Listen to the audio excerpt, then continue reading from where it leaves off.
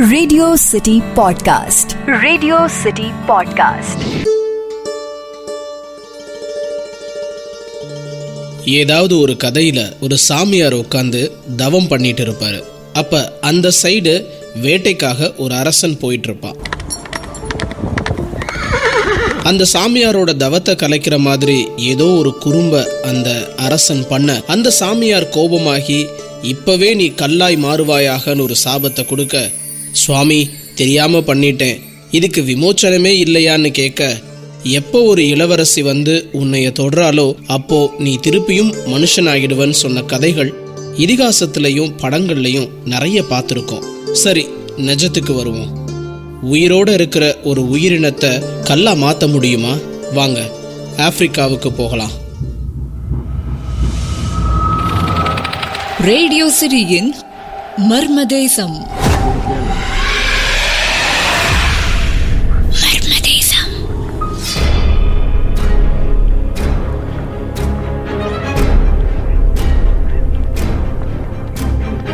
ஆப்பிரிக்க நாடுகளில் ஒன்றா இருக்கக்கூடிய டான்சானியாவோட வடக்கு பகுதியில் கென்யா நாட்டோட எல்லையை ஒட்டி ஒரு அழகான ஏரி இருக்கு. நாட்ரான் ஏரிங்கிறது தான் அதோட பேர். ஆனால் அதை நிறைய பேர் சோடா ஏரின்னு சொல்கிறாங்க. சாப்பிட்டு முடித்த உடனேயே செரிமானமாக வேண்டி நாம் குடிக்கிற அதே சோடா தான் இந்த சோடா. எதனால் இந்த ஏரியை சோடா ஏரின்னு சொல்கிறாங்க? இந்த ஏரியில் இருக்கக்கூடிய உப்போட அளவு மிக மிக அதிகமாக இருக்கிறதுனால இந்த ஏரியை சோடா ஏரின்னு சொல்கிறாங்க. 57 கிலோமீட்டர் நீளமும் 22 கிலோமீட்டர் அகலமும் கொண்ட இந்த ஏரி 10 அடி ஆழம் கொண்டது. இந்த ஏரியோட சிகப்பு நிறம் அனைவரையும் கவரக்கூடிய வகையில் இருக்கிறதுனால இதோட ஆபத்து தெரியாமல் இந்த ஏரியை எல்லாரும் ரசிக்கிறாங்க. இந்த ஏரியை பற்றி இந்த உலகத்துக்கு சொன்னவர் ஆப்பிரிக்காவோட புகைப்பட கலைஞர் நிக் பிராண்ட். நாட்ரான் ஏரியை ஃபோட்டோ எடுத்துகிட்டு இருந்தப்ப இவர் பார்த்த விஷயம் இவர் ஆச்சரியத்தில் ஆழ்த்துச்சு. அங்கே இருந்த பறவைகள் அப்படியே கற்சிலைகளாக மாறி போயிருந்திருக்கு. இதுவரைக்கும் தன்னுடைய வாழ்க்கையில் இப்படி ஒரு காட்சியை அவர் பார்த்ததே இல்லை. தான் பார்த்த இந்த விஷயத்தை உலகத்துக்கே கொண்டு போகணும்னு நினச்சார். வெறும் புகைப்படத்தை மட்டும் பகிர்ந்தா எவ்வளோ தூரத்துக்கு இது எஃபெக்டிவாக இருக்கும் அப்படிங்கிறதுனால அக்ராஸ் த ராவேஜ் லேண்ட் அப்படிங்கிற புத்தகம் ஒன்றை எழுதி அந்த புத்தகத்தில் இந்த ஏரியை பற்றி சொல்லி இந்த புகைப்படங்களில் அதில் பிரிண்ட் செஞ்சு உலகத்தோட பார்வைக்கு கொண்டு வந்தார். 2012ஆம் ஆண்டு நடந்த சர்வதேச புகைப்பட கண்காட்சியில் எல்லாருடைய பார்வைக்கும் இந்த புகைப்படத்தை கொண்டு வந்து சிறந்த வன விலங்குகள் புகைப்பட கலைஞருங்கிற விருதையும் தட்டிட்டு போனார். இந்த புத்தகம் வெளியான உடனே உலகத்தில் இருக்கிற ஆராய்ச்சியாளர்கள் இந்த ஏரியை நோக்கி படையெடுத்து வந்தாங்க. இந்த ஏரி எப்படி சிகப்பு நிறத்தில் இருக்கு அப்படிங்கிற கேள்விக்கு ஆராய்ச்சியாளர்கள் என்ன சொன்னாங்க தெரியுமா?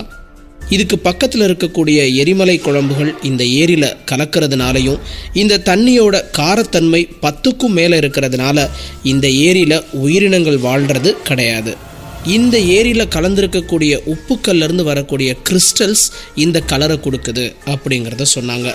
தாது உப்புக்கள் உள்ளிட்ட ஏராளமான ரசாயன பொருட்கள் இந்த ஏரியில் கலந்துருக்கிறதுனால இந்த நச்சுத்தன்மை வாய்ந்த தண்ணீரை குடித்த உடனேயே அந்த பறவைகள் கற்சிலைகளாக மாறி இருக்குன்னு நம்பவே முடியாத உண்மையை உலகத்துக்கு சொன்னாங்க.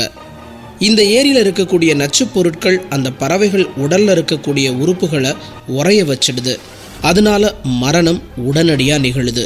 இந்த சூழ்நிலையில் ஃப்ளமிங்கோ பறவைகளுக்கு மட்டும் ஏதும் ஆகலையேன்னு தானே கேட்குறீங்க.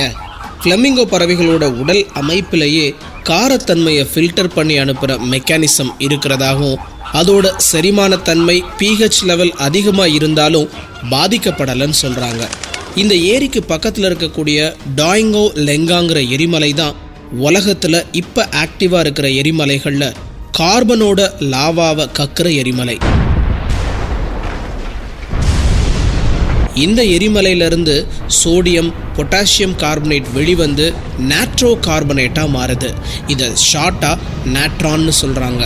இப்போ புரியுதா இந்த ஏரிக்கு ஏன் நாட்ரான் ஏரிங்கிற பேர் வந்ததுன்னு? இந்த எரிமலை குழம்பு தண்ணியில் கலக்கிறப்ப ஏற்படுற சோடியம் கார்பனேட், சோடியம் பைகார்பனேட் இது ரெண்டும் தான் பறவைகளை கற்களாக மாற்றுறதுல முக்கியமான பங்கு வகிக்குது. எப்படின்னு தெரிஞ்சுக்க நாம் எகிப்துக்கு கொஞ்சம் போகணும்.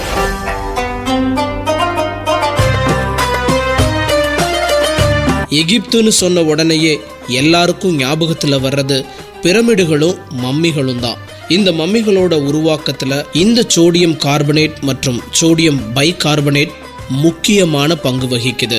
இறந்து போன அரசனோ இல்ல அரசியோ அவங்களுடைய உடல்ல இருக்கிற உறுப்புகளை முதல்ல ரொம்ப கவனமா வெளியே எடுத்ததுக்கு அப்புறமா அந்த உடல்ல சோடியம் கார்பனேட் சோடியம் பைகார்பனேட் கலந்த நாட்ரான்கிற கலவையை செலுத்துறாங்க. இந்த கெமிக்கல் தான் அந்த உடலை அழுக விடாம அப்படியே பாதுகாத்து வைக்குது. இப்ப சொல்லுங்க, இந்த நாட்ரான் ஏரியில அப்படியே கல்லா மாறி போயிருக்கிற அந்த பறவைகளுக்கு காரணம் இந்த 2 கெமிக்கலும் தான். சரி, இந்த ஏரியில மனிதர்கள் விழுந்தா என்ன நடக்கும்? ஏரியில குளிக்க முடியுமான்னு தானே கேக்குறீங்க. 2007 அந்த வழியா வந்த ஒரு ஹெலிகாப்டர் பழுதாகி இந்த ஏரியில விழுந்துடுச்சு. அந்த ஹெலிகாப்டர்ல பயணம் செஞ்ச 3 வீடியோகிராஃபர்ஸும் தண்ணிக்குள்ள விழுந்துட்டாங்க. இந்த ஏரியில இருக்கக்கூடிய தண்ணியோட காரத்தன்மை அதிகமா இருக்கிறதுனால அவங்களால எளிமையா நீச்சல் அடிக்க முடியல.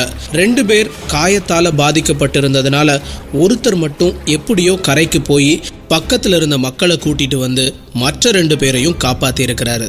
இந்த ஏரியில 60 டிகிரிக்கும் அதிகமான செல்சியஸ் வெப்பநிலை இருக்கிறப்ப ஒரு மனுஷன் உள்ள இறங்குறப்ப 3ஆம் நிலை தீக்காயங்கள் ஏற்படுறது இயற்கையான ஒண்ணுதான். ஆனா மழைக்காலங்கள்ல இந்த ஏரியோட வெப்பநிலை குறையுது. வெப்பநிலை குறையிறப்ப இந்த ஏரியில இருக்கக்கூடிய தண்ணீர் நன்னீரா மாறுது. அந்த நேரத்துல இந்த தண்ணியில பாசிகள் உருவாகுது. அந்த பாசிகளை சாப்பிட உயிரினங்களும் உருவாகுது. அந்த உயிரினங்களை சாப்பிட ஃப்ளமிங்கோ பறவைகள் வர்றது வழக்கமான விஷயங்கள் தான். இந்த ஏரியில மழை தண்ணீர் விழுகும் போது இந்த ஏரியில இருக்கிற நச்சு வாயுக்கள் அப்படியே ஆவியாகி வெளியேறத அங்க இருந்த ஆராய்ச்சியாளர்கள் பார்த்திருக்கிறாங்க. இந்த ஏரியில பறவைகள் கற்களா மாறி இருக்கக்கூடிய செய்தி கேட்டு உலகத்தோட பல பகுதிகளில் இருந்தும் மக்கள் சுத்தி பார்க்க வந்துட்டே தான் இருக்காங்க. இந்த பறவைகள் இறந்து போயும் கூட இந்த நாட்டு மக்களுக்கு உதவி செய்யுதுன்னா பார்த்துக்கோங்க. தண்ணீரை குடிச்சதால கற்சிலைகளா மாறி இருக்கக்கூடிய இந்த பறவைகள் இன்னும் மர்மம்தான். ரேடியோ சிட்டியின் மர்மதேசம்.